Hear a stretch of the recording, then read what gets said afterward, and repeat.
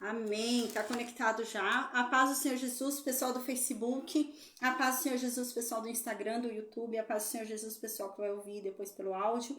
A paz do Senhor Jesus, pessoal do Meet. Para Maria Oliveira, para Silvana, para Luciene. Amém. A paz do Senhor Jesus a todos. Amém. Glória a Deus. Hoje a gente vai falar sobre Salmo 100 e Salmo 49. Na verdade, a gente não sabe quando foram escritos esses salmos. A gente não sabe qual foi o contexto histórico que esses salmos foram escritos. Mas eu escolhi estudá-los agora, porque tem tudo a ver com o que a gente está vendo agora, com o momento histórico que a gente está estudando. Então eu decidi a gente estudar eles, refletir sobre eles, né? Agora, durante esse período histórico, tá bom? Então a gente lembra que a história aqui em Israel, né, tanto no Reino Norte como no Reino Sul, que estava acontecendo aqui, era uma perversão total, um abandono total ao Deus de Israel, e eles estavam priorizando as suas riquezas, eles estavam só se importando com fama, riqueza, eles estavam fazendo de tudo para se tornar mais ricos, ao ponto da gente ter visto, né, que eles estavam roubando dos mais necessitados, né, eles não ajudavam o próximo, pelo contrário, eles tentavam tirar o pouco que o próximo tinha, e para acumular suas riquezas. E dentro desse período histórico, onde estava acontecendo tudo isso, e mais as adorações, né, a Baal, a Moloque e etc. A gente lembra que dentro desse contexto todo surge um rei diferente, descendente de Davi, chamado Ezequias. E esse homem realmente ele consegue fazer com que haja um avivamento. Não só no Reino Sul, mas também em algumas tribos, não a tribo inteira, mas em algumas pessoas de algumas tribos do Reino Norte. Então ele consegue realmente trazer esse avivamento para um povo que já estava ali quase apodrecido, já estava quase amortecido, apodrecido na fé, né? Já estava quase totalmente entregue, né? E ele consegue fazer isso, um avivamento extraordinário, né? A gente já estudou, é lindo, né? O avivamento que acontece. E a gente lembra, como eu havia dito, esse avivamento não vai durar muito tempo, vai durar só os primeiros anos do reinado de Ezequias.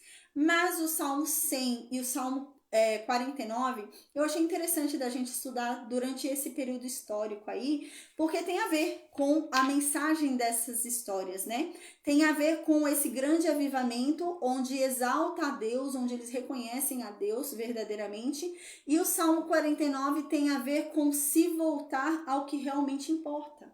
Então, parar de dar valor ao que não tem importância, parar de buscar a qualquer custo a riqueza que destrói sua salvação. E é nesse sentido o Salmo 49.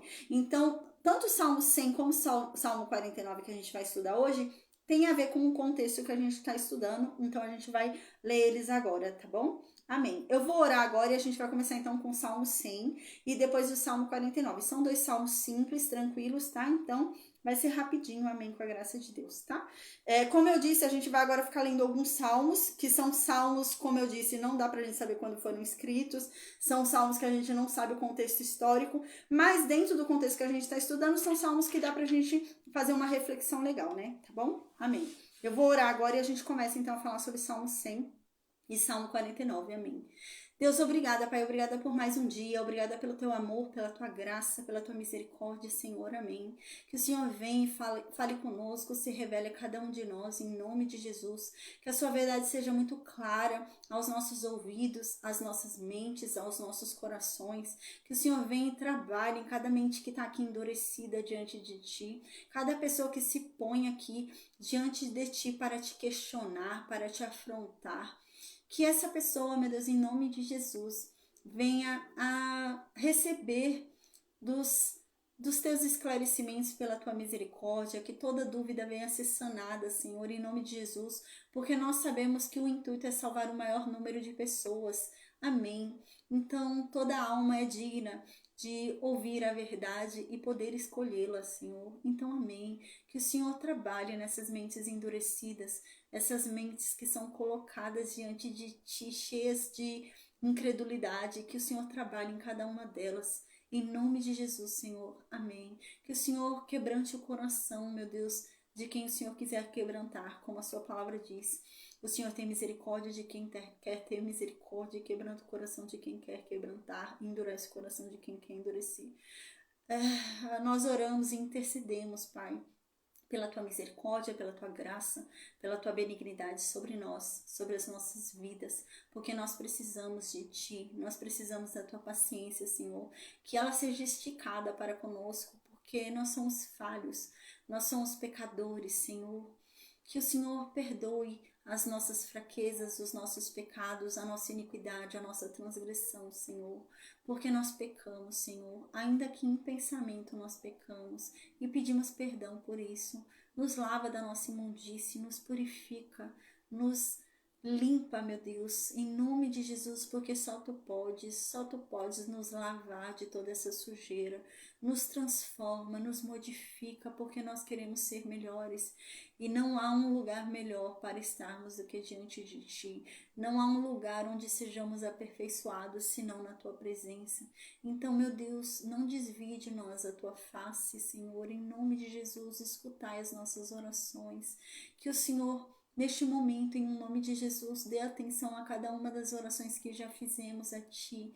Aquelas orações onde, angustiados, meu Deus, nós clamamos pelo teu socorro. Que o Senhor venha ouvir as nossas orações, aquelas orações angustiadas, onde nós não conseguíamos falar uma só palavra, nós só chorávamos, nós só gemíamos.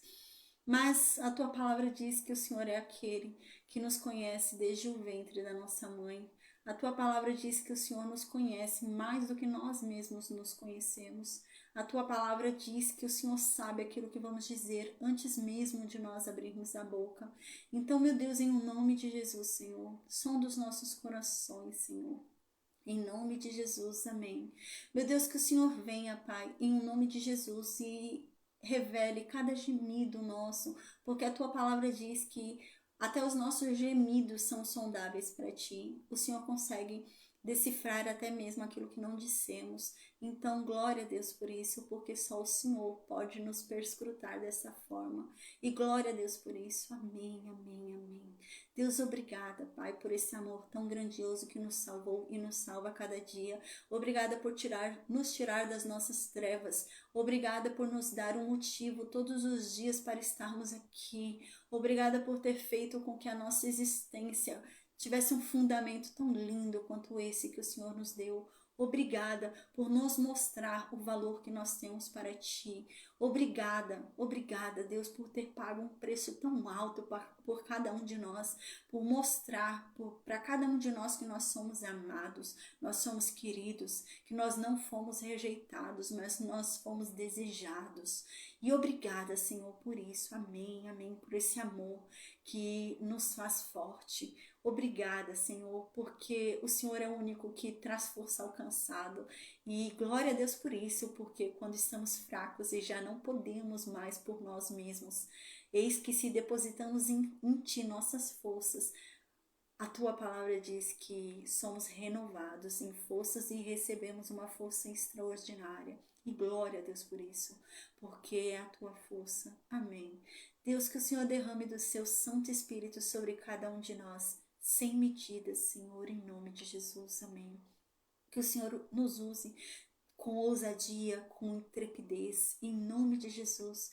Que o Senhor nos dê sabedoria, nos dê discernimento, que o Senhor nos dê um falar apaixonante e irresistível sobre o teu evangelho, ao teu respeito, sobre o teu reino, para que todo aquele que nos ouvir falar acerca de ti não resista e se apaixone, se entregue a ti, Pai, e venha te conhecer cada vez mais, venha buscar a tua face, venha a ter prazer em ler a tua palavra, o teu evangelho, a tua mensagem, as tuas escrituras, Senhor, amém.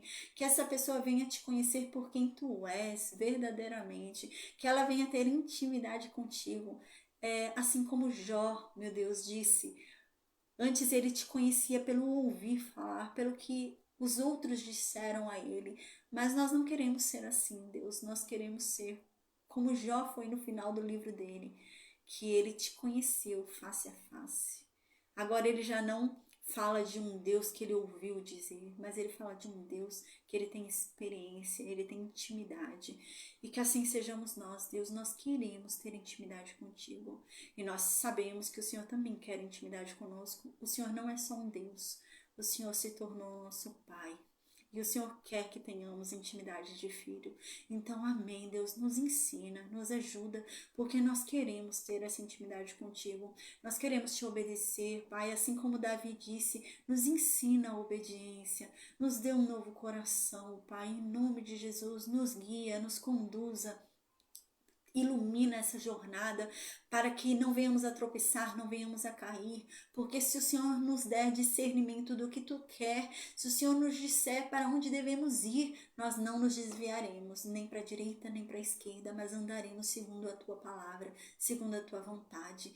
Deus, a Tua palavra diz que a fé é aumentada pelo ouvir as Escrituras, pelo ouvir o Evangelho, pelo ouvir a Tua voz e a Tua palavra. Então, Deus, estamos aqui reunidos para Te ouvir através da Tua palavra. Então, aumenta a nossa fé. Que a nossa fé seja aumentada, meu Deus, porque estamos aqui para Te ouvir. Amém. Deus, livrai-nos de todo mal. Em nome de Jesus. Amém. Amém. A paz, Adriano. Glória a Deus. Amém. Então, gente, agora a gente vai ler Salmo 100, tá bom? Diz assim no Salmo 100. Cantem hinos a Deus, o nosso Senhor, todos os moradores da terra. Né? Então, não devem cantar hinos a Deus somente o povo de Israel, mas todos os povos da terra. No versículo 2, então, o salmista, né, continua dizendo, versículo 2, adorem o Senhor com alegria e venham cantando até a sua presença. Lembrem que o Senhor é Deus, foi Ele que nos fez, né? Como eu disse, é um capítulo simples, né? Principalmente o Salmo 100, é muito simples. É um salmo de adoração. Por isso que eu falei que era bem propício para a gente estudar agora durante a reforma religiosa de Ezequias, né? Então, é aquilo, adorar a Deus com alegria, não é por obrigação. É tão lindo na carta de Paulo, quando Paulo escreve para Filemão, né? É a carta para Filemão, Filemão. Quando Paulo escreve a carta para Filemão, né? Tão bonito. Ele fala, Filemão, eu podia falar para você perdoar Onésimo, acho que é Onésimo, né? Perdoar Onésimo, porque você é obrigado a perdoar. Porque Jesus disse que a gente tem que perdoar e acabou. Então você é obrigado, né? Mas Paulo diz, não, eu não quero que você perdoe porque você é obrigado. Eu quero que você perdoe porque você tem amor. O amor te leva a perdoar, não a obrigação, é o amor. Eu quero que você cumpra o evangelho de Cristo, eu quero que você cumpra o que Cristo mandou, não porque Ele mandou, mas porque você tem amor em cumprir. E é isso que está sendo dito aqui, né? Adorai ao Senhor com alegria. Não é por obrigação. Não é, eu tenho que ir lá. Não, com alegria, com disposição. E venham cantando até a presença dele. Engraçado, né? Tem um momento na Bíblia que foi feita uma oferta ali para Deus sem disposição. A pessoa não queria ir, não queria ofertar. E ela faz com má vontade. E Pedro, quando vê isso, Pedro fala, Deus não te pediu nada. Era melhor que você não tivesse dado nada do que você vir dessa forma. Era melhor você ter ficado na tua casa. Pra que você veio? E aí está dizendo aqui, né? Se você vai com alegria. Não é só quando você chega. Eu conheço pessoas que são assim. É claro que Deus está em todos os lugares, né? Considerando que Deus está dentro de nós.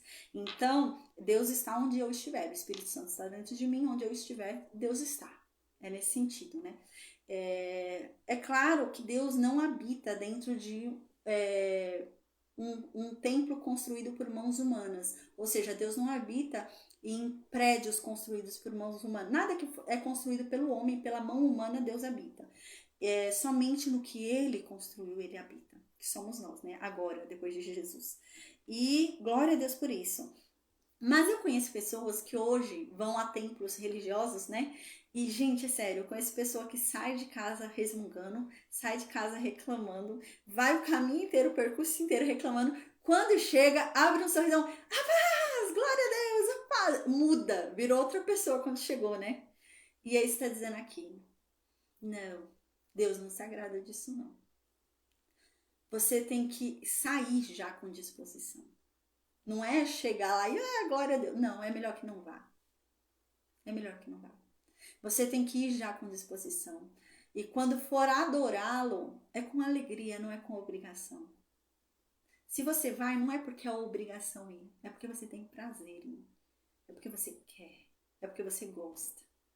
E quando você for, é igual, por exemplo, quando a gente vai para um lugar que a gente gosta muito, a gente vai toda alegre, sei lá, imagina a gente ir viajar para a Disney, sei lá, eu nunca fui, mas imagina eu saber que eu vou para Disney, gente, eu não vou nem dormir, eu vou ficar toda ansiosa, né? Caramba, eu vou para lá. É isso que Deus espera de nós. É esse nível, né, de empolgação. Pô, eu tô indo ver o Pai. Eu tô indo ver aquele que me deu uma eternidade cheia de recompensas, alegrias. E é isso. Aí no versículo 3 continua: lembrem que o Senhor é Deus. Lembrem que Ele é Deus e acabou. Por isso que vocês devem ir com alegria. Por isso que vocês devem ir cantando. Porque vocês devem lembrar que Ele é Deus. E Ele quem nos fez. Nós fomos feitos por Ele. E nós somos dele. Ele que nos fez. Nós somos a criação. E Ele é o Criador. Tudo que se cria é daquele que criou, né? E nós somos a criação dele. Somos o seu povo, o seu rebanho. Entrem pelos portões do templo com ações de graça. Entrem nos seus pátios com louvor. Louvem a Deus e sejam agradecidos a Ele. Pois o Senhor é bom. Pois na verdade o seu amor dura para sempre. E Ele é fiel até o fim. Glória a Deus, né? Então, amém. Agora a gente vai para o Salmo 49. O Salmo 49, gente, é nível livro Eclesiastes, tá? Então, o Salmo 49 vai fazer a gente refletir aí um pouquinho sobre a vida. É nível livro de Salomão ali, Eclesiastes, né? Que o livro de Salomão, Eclesiastes, é um livro que dá até, se você não souber ler direito, dá até uma meia depressão, né? Então, é nesse nível Salmo 49, é nível Eclesiastes de reflexão. Versículo 1 diz assim: povos, escutem bem o que eu vou falar. Ouçam todos os moradores do mundo o que eu vou dizer. Tantos os poderosos escutem o que eu vou dizer, como os humildes também escutem o que eu vou falar. Tanto os ricos, tanto os pobres. Escutem bem o que eu vou dizer. No versículo 2 ele fala. Aí no versículo 3 ele diz: olha, o que eu penso é muito claro. E as palavras que vão sair da minha boca agora são palavras de sabedoria. E são palavras muito claras. Eu vou falar com vocês de uma forma muito direta. Então prestem bem atenção no que eu vou dizer, isso que ele está falando. Aí no versículo 4 ele diz: é o seguinte, eu vou dar atenção aos provérbios. E enquanto toco a minha lira, eu vou explicá-los. Então agora ele está falando, eu vou falar um pouquinho sobre alguns provérbios aí. A gente estudou alguns provérbios durante o livro de Provérbios de Salomão.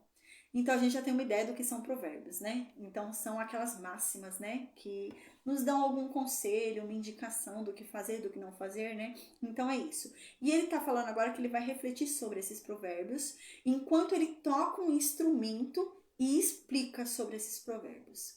Versículo 5 começa sobre essa reflexão. Por que é que eu vou ter medo do dia da tribulação? Por que é que eu vou ter medo quando o dia ruim chegar para mim? Por que é que eu vou ter medo dos dias ruins? Por que é que eu vou ter medo dos dias de tribulação na minha vida? Os dias em que a iniquidade vão me cercar e vão se tornar muito evidentes. Por que é que eu vou ter medo desse dia? É muito claro aqui, né? Uau! Ele tá falando assim, aquele que realmente é conhecedor da verdade, aquele que realmente tem a sua vida entregue a Deus e confia em Deus, não tem o que temer a tribulação. É muito engraçado que isso daqui tem a ver com o Apocalipse. É muito engraçado, porque assim, hoje eu vejo pessoas falando, nossa, o mundo tá de mal a pior. Ai, é pai matando filho, filho matando pai, ai, tá uma perversidade. Mas a Bíblia diz, por que vocês se espantam? Se já foi avisado que tudo isso aconteceria. E coisas piores ainda acontecerão. E tá tudo avisado, tá tudo escrito. Tá muito claro que isso vai acontecer. E por que vocês se espantam? E é nesse sentido que o salmista está falando aqui. Por que eu vou me espantar quando chegarem os dias ruins? Por que eu vou me espantar quando chegarem os dias de tribulação? Por que eu vou me espantar quando o mal aumentar ao meu redor? Por que eu vou me espantar quando eu ver assim que o mal é muito maior do que o bem, aparentemente, pelo que eu vejo no mundo? Por que eu vou me espantar? Não tem por que me espantar. E é isso que no Novo Testamento a gente vai ver, né? Tem um momento no Novo Testamento que é dito isso, que as pessoas começam a se espantar. E eu falo, não, mas por que vocês estão espantados? Não estou entendendo. Já não foi avisado que essas coisas aconteceriam? E acontecerão muito mais, ó, vai acontecer isso, isso, isso, isso. Aí, quando acontecer isso, aí você pode esperar que tá perto da volta de Jesus, tá? Então, chega nesse momento. Porque eles acham que já tá no fim do mundo, né? Tem tanta coisa ruim, ó, que isso é muito tempo atrás, né? Tem tanta coisa ruim acontecendo que eles falam, não, já deve estar muito perto da volta de Jesus. Tem muita coisa ruim acontecendo. E então, é dito, não, calma. Por que vocês estão tão apavorados? Ainda tem muito mais coisas a acontecer. Vai acontecer isso, isso, isso, isso. E quando acontecer isso, aí sim, tá perto da volta de Jesus, né? E a gente ainda não tá nesse momento, né? Mas tá perto. A gente vê que começa a desenhar um cenário para o surgimento do anticristo, né? Começa a se desenhar esse cenário. Porque o anticristo ele tem que surgir, segundo a Bíblia, no momento onde o mundo inteiro está em crise. Então, todos os países têm que estar em crise, brigando um com o outro. Todos os países estão em curto financeiro, né? Então, tá tudo ruim. E não é para um ou para outro, é para todo mundo. E ele entra nesse momento, o anticristo, quando tá tudo ruim. E ele entra como o personagem que vai fazer tudo ficar bom. É essa a questão, né? Então, ele entra como o personagem que vai trazer a paz para o mundo inteiro, o pacificador, né? E é isso que a Bíblia vem nos ajudando, nos ensinando, para a gente não ficar preocupado, não temer, confiar em Deus e ouvir o que ele diz. E aqui então o salmista começa a dizer isso. Por que é que eu vou ter medo nos dias da tribulação? Quando o mal me cercar, quando eu começar a perceber que o mal está se sobressaindo no mundo, por quê?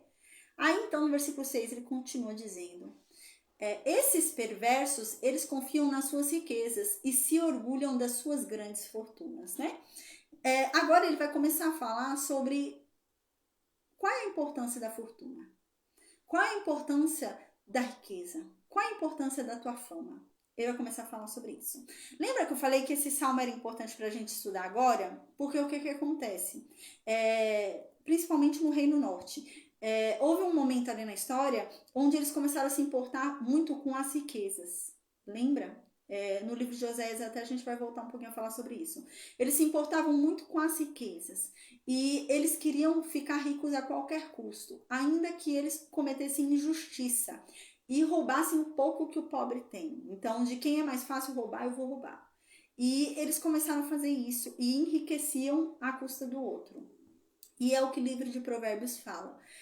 A riqueza de Deus não traz sofrimento para ninguém. Se a riqueza trouxe sofrimento para alguém, não é de Deus. Se tem alguém sofrendo por causa daquela riqueza, não é de Deus. Porque a riqueza de Deus não traz sofrimento a ninguém. E é isso que ele vai dizer agora aqui, tá, gente? Então ele fala, a verdade é que os perversos, eles... eu confio em Deus. Mas os perversos, eles só confiam nas próprias riquezas deles. Eles confiam no orgulho deles, na fortuna deles, e eu vou ter medo deles por quê? Eu vou ter medo por quê? Se eu confio em Deus. Eles confiam no dinheiro deles. Eles confiam nas fortunas, nas mansões deles. Eu confio em Deus. Então, no versículo 7, lá vem a paulada. Mas eu digo, ninguém pode salvar a si mesmo. E ninguém pode pagar para Deus o preço que vale a sua vida. Pois não há dinheiro no mundo que pague a vida de alguém. por mais dinheiro que uma pessoa tenha. Isso não garante que ela nunca vai morrer. E que ela vai viver para sempre, né? Então aqui ele começa a dizer o motivo dele não ficar preocupado. Ele fala assim, eu vou temer os dias de tribulação, por quê? Eu vou temer o mal tá aumentando no mundo, por quê? Por que eu vou ter medo disso? Não vou ter medo disso porque eu confio em Deus. Enquanto os perversos confiam na sua própria maldade, os perversos confiam nas suas próprias riquezas, os perversos confiam nas suas próprias mansões, nos seus próprios patrimônios e etc. Eu não, eu confio em Deus. Mas eu digo uma coisa, ele está dizendo no versículo 7 e 8, né? Mas eu digo uma coisa, quando chegar a hora, eles não poderão pagar pela vida deles. Porque não há dinheiro que pague. Eles não vão poder comprar a Deus. Eles não vão poder subornar a Deus com o patrimônio deles, com a mansão deles, com a maldade deles. Não vão poder. E por isso que eu fico tranquilo. Porque eu confio em Deus. E Deus salvou a minha vida. Deus vai me salvar. Eu não me salvo em mim mesmo, mas Deus me salva. Mas eles, Deus não vai salvar. E a riqueza deles não vai salvar eles também. Então é o que depois a gente já viu sendo falado e o que é falado no Novo Testamento é isso também, né? E é isso que ele diz aqui, né? A riqueza deles não vai garantir que eles não morram. Não vai garantir que eles vivam para sempre. É engraçado que você vê nesse Salmo 49 que fala sobre uma eternidade aqui. Fala sobre um viver para sempre. Isso está falando aqui. Aqui está dizendo que a riqueza deles não poupa eles da morte eterna. Mas o confiar em Deus poupa. E você vive a vida eterna. Ele já começa a falar sobre uma eternidade aqui no Salmo 49, né? Então, no versículo 10, continua e diz assim: todo mundo vê que até os sábios morrem. E os tolos também morrem. Os ignorantes também morrem. E todos eles, quando morrem, as riquezas deles ficam. E ficam para outros. Ninguém leva suas riquezas quando morre. A verdade, no versículo 11 ele diz, a verdade é que eles ficam pensando que as riquezas deles são eternas. Aí eles passam a vida inteira se vendendo por causa dessas propriedades, dessas riquezas, vendendo a sua salvação em troca de ser ricos e ter fama. Mas elas não são eternas. Eles vão morrer e elas vão ficar. E para outros, a gente ouviu falar sobre isso no livro de Provérbios, né? Livro de Eclesiastes também, eu acho, se não me engano. E então aqui continua. O ser humano, por mais importante que seja... Deixa eu ler de novo o versículo 11. A paz, Danilo, amém. No versículo 11, o pensamento deles é que suas casas serão perpétuas e suas moradas de geração em geração. Então dão os seus próprios nomes às suas propriedades. Eles se acham tão importantes que dão o próprio nome deles para a propriedade deles e eles acham que aquela propriedade vai passar de geração em geração em geração. Só que eles vão morrer, eles não vão poder fazer nada com aquela propriedade. Eles não vão conseguir salvar a vida deles com aquela propriedade. Não vai conseguir fazer nada. Então, no versículo 12, o salmista continua. Eu digo que o ser humano, por mais importante que ele seja, por maior fama que ele tenha, por mais dinheiro que ele obtenha, ele não pode escapar da morte. Todos vão morrer. E quando morrer, não vai levar sua riqueza com você. Como os animais morrem, assim os homens também morrem. Aí no versículo 13 ele diz: este caminho deles é insensato. Essa escolha deles de priorizar o patrimônio, de achar que vale tudo para ser rico, essa questão deles de achar, né, que tudo vale a pena, inclusive praticar injustiça, inclusive fazer o mal para conseguir enriquecer à custa do outro, é por insensatez. No entanto, sua descendência aprova o que dizem, né? Tudo que eles fazem é errado. Tudo que eles fazem não compensa. Mas a descendência deles aprova. Por quê? Porque são eles que vão usufruir da riqueza que ele está juntando. Então, é isso que ele está falando, né? Mas a descendência dessa pessoa que está errada vai incentivar ele. Por quê? Quem vai usufruir quando ele morrer? a descendência dele. Então ele vai, não, vai lá, se mata, fazendo tudo que é errado, juntando dinheiro aí, dando prioridade só para dinheiro. Faz isso, faz isso. E no finalzinho desse versículo 13 tem escrito Selá, né? Selá. O que é Selá, né? A gente já tinha falado uma vez. Selá é uma anotação em hebraico para pausa, né? Então, quando está escrito Selá, depois se eu não me engano, também tem no livro de Lamentações, o livro de Jeremias, tem um outro livro também que tem esse Selá, né? Nos Salmos tem. Quando você lê um Salmos e está escrito Selá, depois do versículo nos Salmos, significa pausa para meditação. Então, pausa para reflexão, né? Então, é nesse sentido. Ele está agora fazendo uma pausa para todo mundo refletir sobre o que ele acabou de falar. Sobre ninguém poder levar para a morte a sua riqueza.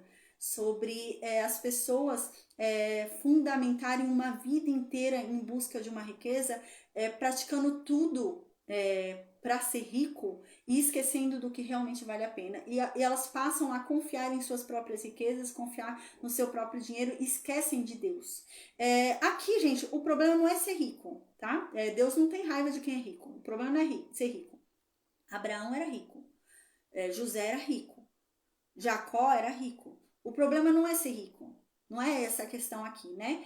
O problema é deixar de confiar em Deus e confiar em sua própria riqueza. Essa é a questão. O problema não é o dinheiro, mas é a importância que é dada a ele, né? O lugar onde ele é colocado no lugar de Deus. E esse é o problema, né? Então o problema não é o dinheiro, o problema não é a riqueza, o problema é essa questão de onde nós a colocamos, né? O problema não é ser rico. Então no versículo 13 diz isso, né, pra gente refletir sobre isso, que é uma vida de insensatez essa, de você priorizar o dinheiro, colocar dinheiro no lugar de Deus e começar a confiar no dinheiro. E correr atrás do dinheiro desesperadamente e pôr toda a sua confiança nele. E quando você faz esse tipo de coisa, a sua descendência vai te apoiar. A sua descendência não vai falar, você tem que priorizar a Deus. Não, a sua descendência não vai falar que você tem que confiar em Deus. Não é questão de priorizar, né? Eu já ouvi gente falando isso, né? Tem que priorizar a Deus por questão de você às vezes não ir trabalhar e ir para o templo religioso. Não é isso que está querendo ser dito aqui. Você pode muito bem trabalhar, gente, e adorar a Deus no seu trabalho. Como eu disse, Deus está conosco em todos os lugares onde a gente vá. O Espírito Santo está dentro de mim. Se eu estou dentro do meu trabalho, estou fazendo o meu trabalho em devoção a Deus, eu estou adorando a Ele no meu trabalho, né? Então não tenha essa de priorizar a Deus do que o meu trabalho. Não. Mas eu não posso colocar o dinheiro no lugar de Deus. Eu não posso colocar nada no lugar de Deus. É Deus no lugar dele. A coisa mais importante da minha vida tem que ser Deus. E é isso que está dizendo aqui. E param, você faz uma pausa para meditação. Então, no versículo 14, o salmista continua. Como ovelhas, essas pessoas vão ser levadas para o sepulcro. Elas vão morrer como ovelhas que são conduzidas para a morte. E quem está conduzindo elas para esse fim ruim é a morte. A morte é o próprio pastor delas que as conduz. Aqui ele está falando no sentido de eternidade. Ele está dizendo que essas pessoas terão uma eternidade ruim, nas trevas, enquanto as pessoas que confiam em Deus terão uma eternidade de luz. Então você vê que aqui, realmente, esse Salmo 49, ele não fala sobre a morte em si, porque não teria lógica, todos nós vamos morrer. Então, assim, não tem diferença o homem que confia na sua própria riqueza do homem que confia em Deus. Os dois vão morrer. Não tem diferença nenhuma. Eu vou morrer, você vai morrer, todo mundo vai morrer. A primeira morte ela é inevitável. Todo mundo vai ter que morrer a primeira morte. E não é a primeira morte que ele está falando aqui. Ele está falando sobre a segunda morte. Porque a primeira morte todo mundo vai morrer. A segunda morte é que faz diferença. O confiar em Deus e o não confiar. O ser de Deus e o não ser. E é isso que ele está dizendo sobre a segunda morte. E ele diz que eles estão sendo conduzidos pela morte. Que morte? Não é a morte, a primeira morte que todo mundo vai sofrer, mas é a segunda morte, que somente aqueles que não confiam em Deus sofrerão. E ele diz isso. Eles são conduzidos por um pastor. E que pastor é esse que conduz eles? A morte. O pastor deles é a morte. O nosso pastor é Jesus, mas o pastor deles é a morte, entende? Eles descem diretamente para a cova, onde a sua beleza se consumirá. O sepulcro é o lugar onde eles moram. Mas Deus, aí no versículo 15 o salmista diz, mas Deus resgatará a minha alma do domínio da morte, pois ele me acolherá. E ele faz mais uma pausa aqui para reflexão, sei lá, né? Uau! Ele está dizendo algo aqui que não aconteceu, mas que vai acontecer. Que já aconteceu hoje, mas que não aconteceu nessa época aqui. Ele está dizendo que ele vai para a morte. Mas Deus vai resgatá-lo lá da morte e acolhê-lo. Deus vai vencer a morte. É isso que ele está dizendo aqui. Caramba, ele está descrevendo o que vai acontecer lá em Jesus, gente. É isso que ele está falando. Mas Deus resgatará minha alma do domínio da morte. Ele reconhece que a alma dele também foi para a morte. Ele reconhece que o lugar dele foi igual ao lugar do homem que não confiava em Deus. A morte. O fim foi a morte, a primeira morte. Ele reconhece isso. Mas ele diz, a minha alma não ficará sobre o domínio dela. Sob o domínio dela. Porque Deus resgatará a minha alma do domínio da morte. Ele está prevendo o que Jesus faz, né? Do resgate da morte. De nós sermos resgatados do domínio da morte. Ele foi lá e nos resgatou do domínio da morte, né? E é isso que ele está dizendo aqui, que legal. Então, aqui no versículo 16, ele continua, né? Depois dessa pausa, a gente lembra que depois do versículo 15, ele faz uma pausa também para meditação, reflexão, de que a alma dele, ele também, porque é essa questão, né? Ele tá falando aqui, só que as pessoas vão ouvir o que ele tá falando e vão falar, você tá falando bobagem, todo mundo vai morrer, todo mundo morre, você não vai morrer agora? Ele tá dizendo, não é isso que eu tô falando, eu vou morrer também, todo mundo morre, mas a minha alma vai ser resgatada lá da morte. Eu vou voltar à vida. Olha o que ele está falando. Eu vou ser resgatado da morte, porque eu confio em Deus. E então, para com uma reflexão. No versículo 16 ele continua. Não temas quando alguém se enriquecer, quando a glória de sua casa se exalta. Então agora ele está começando a falar, a gente não tem que ter medo. Ele falou, por isso que ele não estava com medo lá no início, né? Quando ele começou a falar, eu não tenho medo não. Quando eu vejo a maldade aumentando, as coisas acontecendo no mundo, não tenho medo não. E eu também não tenho medo não. Quando eu vejo que os maus começam a enriquecer, quando eu vejo, né, que determinadas pessoas estão tendo a casa delas exaltada e elas não mereciam. Às vezes são pessoas más, cruéis, né? E estão tendo ali a casa exaltada, as coisas acontecendo, né? Dinheiro entrando, né? Não tem que ter medo. É engraçado que esse Salmo 49, ele deixa muito claro pra gente que o agir de Deus não necessariamente tem a ver com prosperidade e glória e fama. Existem muitas pessoas que morrem ricas, morrem milionárias, trilhardárias e não vão ser salvas. São ímpias. E essa riqueza delas foi abençoada por Deus? Não. A Bíblia diz que também há uma riqueza que o mundo dá. Há também uma fortuna que o mundo dá. A Bíblia diz que há uma alegria que o mundo dá. A Bíblia diz que dá até uma paz. Porque a Bíblia diz, eu vou deixar a minha paz com vocês. Não é a paz que o mundo dá. O mundo dá até uma paz pra gente. Existe uma paz que o mundo dá, existe uma alegria que o mundo dá, existe um amor que o mundo dá, existe uma riqueza que o mundo dá. Mas é o que Deus diz, a minha riqueza não traz sofrimentos, mas a riqueza do mundo traz. E é isso que ele tá falando. Às vezes eu já vi gente falando isso, né? Observando a riqueza e fala, nossa, Deus tem abençoado, né? Esses dias mesmo eu vi na internet, tem uma moça que ela tá respondendo um processo aí criminal tal, né? Um negócio sério. E essa moça, gente, ela ganhou muito dinheiro com coisa errada, muito dinheiro. E tinha uma mulher lá que comentou assim, parem de falar dela, se Deus tem abençoado porque ela tá super rica. Entendeu? Existem pessoas que pensam assim, né? Que a pessoa tá super próspera, as coisas estão entrando, o dinheiro tá entrando, Deus tá abençoando. Será que tá? Será que tá mesmo? A riqueza de Deus não traz sofrimento para ninguém. Se a riqueza que Deus está me dando está fazendo alguém sofrer, ainda que não seja eu, mas está fazendo alguém sofrer, não é riqueza de Deus. É riqueza do mundo. E é isso que o salmista está dizendo aqui. Não tenha medo quando alguém começar a enriquecer. Não fique apavorado, não fique cuidando da vida do outro, olhando com medo, né? Porque ele está enriquecendo você. Não, ai meu Deus, ele está enriquecendo. Não. Não fique com medo quando ele começar a ter fama. Não fique olhando para isso. Essas coisas não são nada, não são importantes. Quando ele morrer, ele não vai levar a riqueza dele. Quando ele morrer, ele não vai levar a fama dele. Tudo isso vai embora.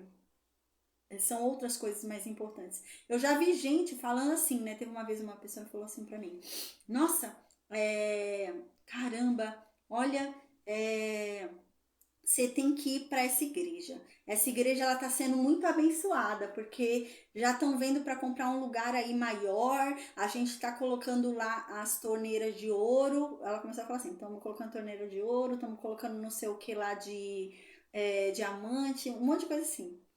E ela achava que o que Deus está abençoando, porque está entrando tudo isso de dinheiro para pôr diamante, ouro. Tá? Gente, isso não justifica. Não há uma igreja, entre aspas, né? Não há uma igreja mais rica do que as católicas. Igreja católica, né? Você entra numa igreja católica, gente, muito dinheiro ali, né? Muita peça ali cara, né? E não tem a ver com o evangelho, né? De Cristo. Não tem a ver com o evangelho de Cristo. E é essa a questão. A gente tem que olhar não pelos olhos do mundo. A gente não tem que olhar pelo que os nossos olhos dizem. Porque vai muito além disso. É confiar em Deus e acabou, né? E é nesse sentido. Mas não que a riqueza seja um pecado, como eu havia dito antes. Ser rico não é pecado. A questão não é ser rico. A questão é a importância que damos à nossa riqueza. Quando em determinado momento eu passo a confiar mais na minha riqueza do que em Deus, isso é um problema. Eu acho que eu vou resolver meu problema porque eu tenho dinheiro. Ah, meu dinheiro vai pagar o meu problema para ser resolvido. Isso é um problema. Meu dinheiro paga, não. Deus tem que estar acima. Deus vai resolver. Eu tenho dinheiro, graças a Deus eu tenho meios para tentar fazer algo mais, né? E além das possibilidades. Mas o resultado vem de Deus, né? E é nesse sentido. Então, no versículo 17, ele diz, 16 e 17: Não tenha medo quando alguém se enriquecer, quando a glória de sua casa se exalta. Pois ao morrer, ele não vai levar nada com ele, nem mesmo a fama dele ele vai levar com ele mesmo. Versículo 18. A paz, Raquel, versículo 18. Ainda que durante a sua vida ele seja glorificado, ainda que ele leve uma vida inteira de fama aqui nessa terra, ele seja super famoso, ainda que nessa terra que todo mundo babe ele que só, né? Ele não vai levar nada disso. Ainda que os homens fiquem elogiando ele a vida inteira. Aí aqui, ó, diz algo muito interessante, né? Ainda que durante a sua vida ele se glorifique e os homens o elogiem quando ele fizer o bem a si mesmo. Essa pessoa, ela faz o bem a si mesma. Aqui não está dizendo que ele faz o bem a outros. Aqui está dizendo que ele é elogiado quando ele faz o bem para si mesmo. Ainda que ele receba fama, porque ele fez o bem para ele mesmo. Tudo que ele fez foi para ele mesmo. Ele fez o bem para ele mesmo, ele foi elogiado porque buscou o que era melhor para ele, não se importando com os outros, é o que é melhor para ele. E aqui diz que essa pessoa não vai ver a luz. Versículo 19 diz: irá para a geração dos seus pais. Essa pessoa vai para onde foram os pais deles, né? E ele nunca vai ver a luz. Ele vai para um lugar ruim. Que a gente conhece, né? Lá, conhece não, Deus me livre, não quero conhecer não. Mas a gente vê lá no Novo Testamento, né? Lá no Apocalipse, né? Que é o lago de fogo e de enxofre. Então eles vão para lá. Aí no versículo 20, para finalizar a aula de hoje, glória a Deus, amém, amém. Versículo 20 diz: o homem que ocupa um cargo de honra, mas carece de entendimento, é antes como os animais que perecem. né? Então aqui, o que adianta? Não tenha inveja. O que adianta o homem ter um cargo de honra? O que adianta o homem ter fama? O que adianta o homem ter muitos seguidores? O que adianta o homem ter isso e aquilo outro, riquezas? O que adianta se ele não tem entendimento? Se ele não é inteligente, se ele não sabe fazer o que é certo? O que adianta? O fim dele será nas trevas, o fim dele será mau. E o que adianta? O que adiantou? Se o fim dele não será bom, né? O que adiantou levar uma vida inteira ruim se o fim dele será mau? O que adianta? Era um tempo que a gente lembra que era muito comum se ter inveja. A gente imagina como que era a situação, né? Existia um rei e existiam uns soldados famosos. Então imagina a inveja que o povo tinha dos soldados, né? Então imagina o cara pobre ali que vivia com a sua família, que tinha uma vinha e ele devia ter um pouco de inveja, imagina, tinha uma vinha ali pequenininha na casa dele e eles tinham um pouco de inveja dos soldados, soldados nobres, né? Tinham aqueles chefes de soldados que tinham um cargo alto, né? Os conselheiros dos reis. Então eles tinham uma certa, né, inveja. Caramba, olha só, olha o cargo deles, tal. Mas não inveje. De nada adianta a pessoa ter um cargo alto, um cargo bom, ter muito dinheiro, ter muito patrimônio, ter fama, ter muitos seguidores. De que adianta se o fim dela será nas trevas? De nada adianta.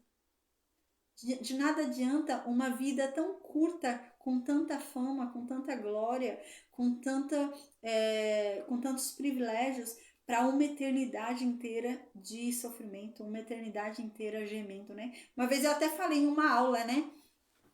Quem vai para o lago de fogo e de enxofre realmente tem que ter uma vida muito boa aqui, porque é a única que ele vai ter. Então tem que aproveitar essa vida mesmo. Então aproveite essa vida, trabalhe muito nessa vida mesmo para você usufruir muito dessa vida, porque a próxima você não vai usufruir não, a próxima vai ser só tormento, né? E é nesse sentido, ele só tem essa vida, a próxima vida não vai ser boa não. Então, amém, gente. A gente vai finalizar aqui hoje a aula e amanhã não tem aula, né? Quarta-feira a gente não tem aula. Quinta-feira a gente vai ler Salmo 46 e 47, dependendo do tamanho dos salmos. Eu não sei se é salmo longo, se for salmo muito longo, a gente não vai ler os dois, não. É Salmo 46 e 47, deixa eu ver se é longo.